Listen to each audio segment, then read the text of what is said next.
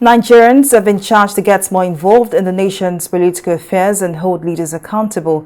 Speakers gave the charge at the 13th memorial lecture held in honor of late human rights lawyer and activist Gani Fawehinmi in Lagos on Monday.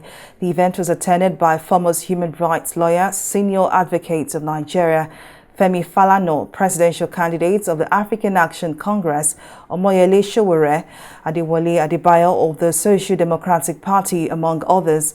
Our correspondent, Mr. Ladigun, tells us more in this report.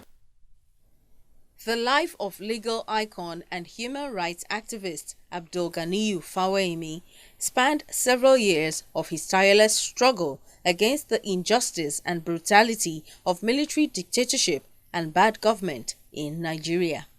In light of his indelible contributions to democracy in the country, friends and colleagues of the late lawyer are gathered here at the 13th memorial lecture to honor his memory.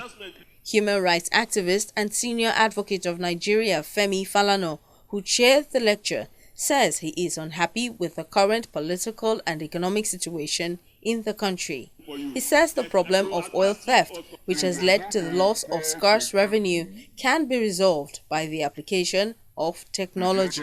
Why are you not using the mechanism in place to know who is taking fuel to where? Secondly, you are told that 400,000 barrels of fuel, oil, crude oil, are stolen daily in Nigeria.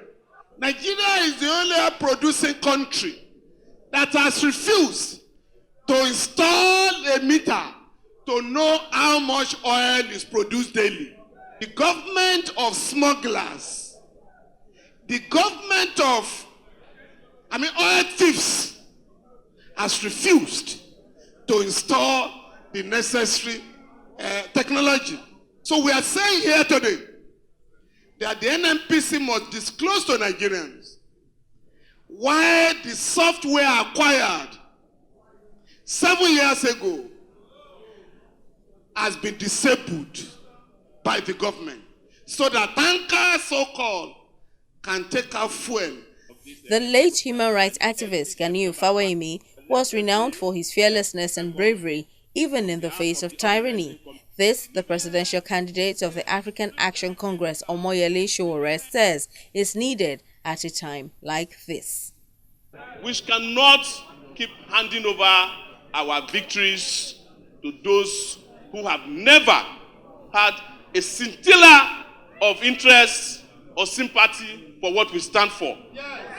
We should not be supporting candidates who have never stood up for the Nigerian people. We should not be supporting candidates who have a sense of entitlement. Somebody who says to you, a milocon. You know, a milocon of poverty in Lagos for how many years? Of impoverization of our people. Other speakers at the event, while lamenting the plight of Nigerian students amid the 7-month strike action embarked upon by the Academic Staff Union of Universities, ASU, urged youths to engage more in politics to achieve a new Nigeria. In a democracy, whether it's perfect or otherwise, if the oppressive class, for any reason, make the mistake of saying, make a choice, you have a chance. And the number of poor people is more than the number of rich people. The number of people who are out of jobs is more than the number of people who are having employment. So how can the majority be gathering in different halls all over the country and lamenting when they can mass together and take over the government? This ruling class, as it continues, will force the masses into revolution.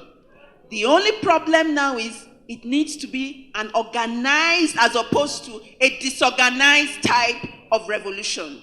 But in our minds, the revolution must first be in our minds. Because most of us, even as we are sitting here clapping, if you scratch us, deep enough, you still find an ethnic chauvinist even in us. The late Fawehinmi, who died exactly 11 years ago on September 5, 2009 in Lagos, was a mentor, fighter and philanthropist who, through his resilient spirit, fought for the rights of the oppressed in the country. Simisola Adigun, TV 360, Lagos.